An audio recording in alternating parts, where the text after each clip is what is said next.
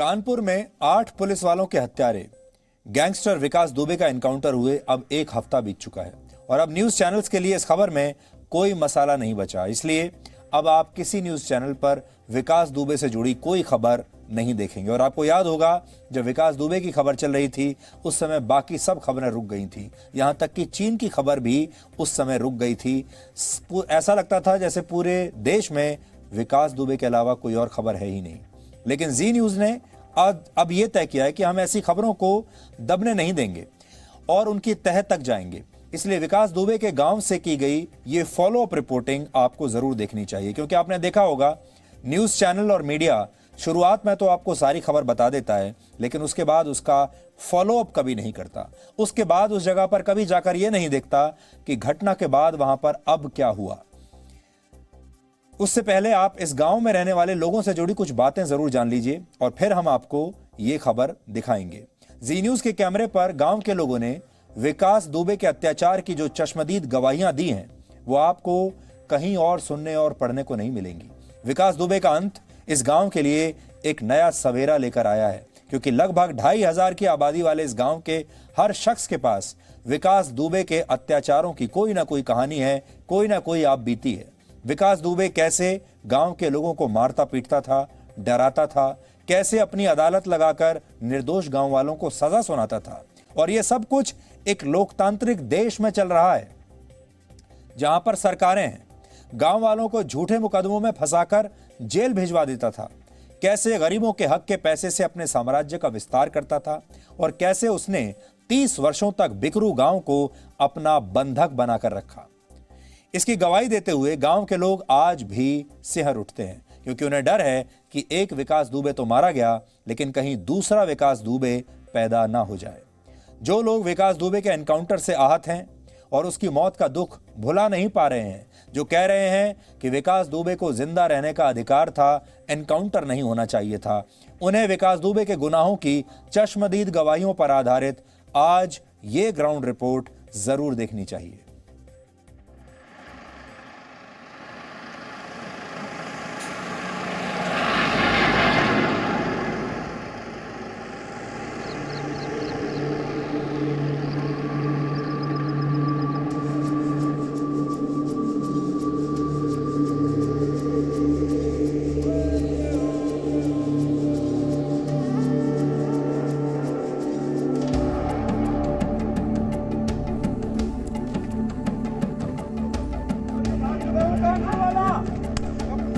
कानपुर वाले विकास दुबे का अंत हो गया,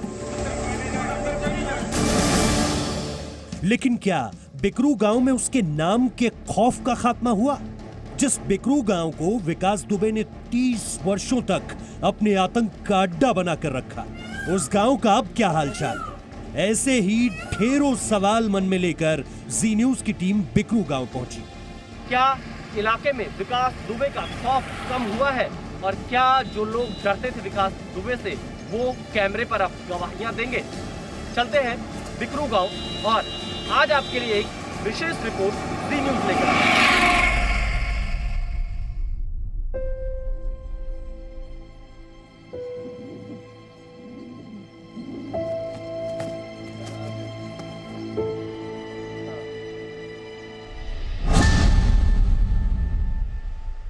जैसे बिल्ली के आगे चूहा डरता वैसे हम लोग डरते रहे। विकास दुबे ही नहीं, जो भी अपराधी है और उसका जब घड़ा भरेगा तो कोई न कोई फोड़ने वाला तैयार जरूर होता है। जो कहते थे वही काम होता था। अगर विरोध करते थे उनका तो क्या होता था? अगर कोई चीज उनको मना करते थे तब तो फिर डंडे पड़ते थे। कानपुर शहर से महज 40 किलोमीटर की दूरी पर ये वही बिकरू गांव है जो विकास दुबे का बंधक बनाया हुआ था। लेकिन अब रावण का अंत हो चुका है और उसकी लंका ढह चुकी है। उसका किलेनुमा घर खंडहर हो चुका है। जिन गाड़ियों के टायरों तले विकास दुबे सिस्टम को रौंदता था वो कबाड़ बन चुकी है।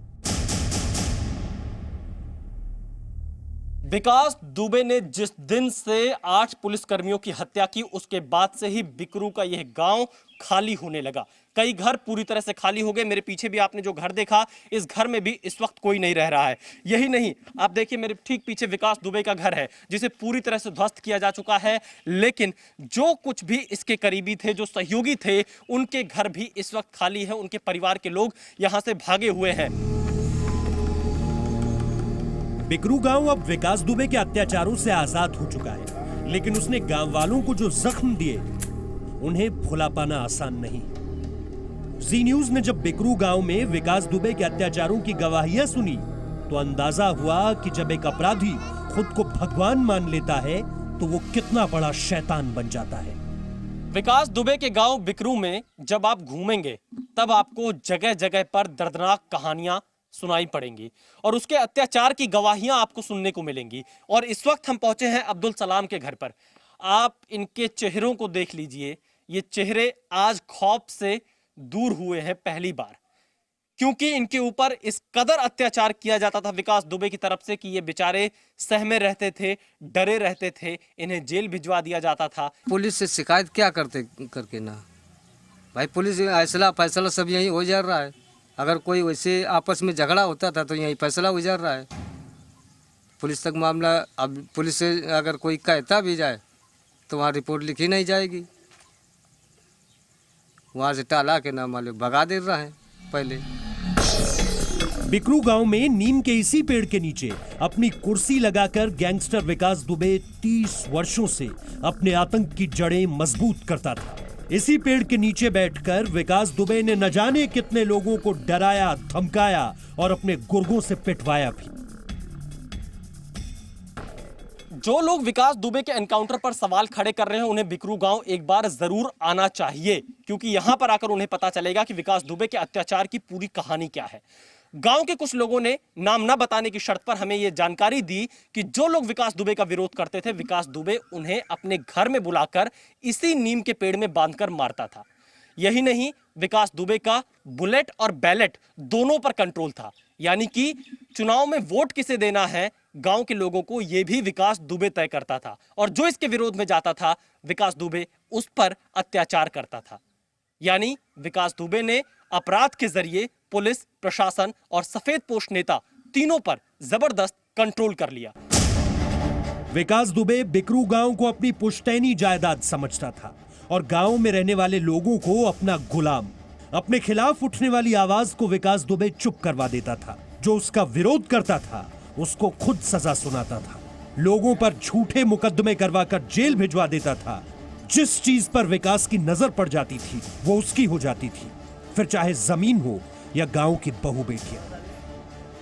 बिकरू में विकास दुबे के घर से महज 100 मीटर की दूरी पर ही नीमा वर्मा का घर है और विकास दुबे ने इस परिवार को भी इस गांव में बहुत सताया है। नीमा वर्मा, कैसे परेशान करता था विकास दुबे?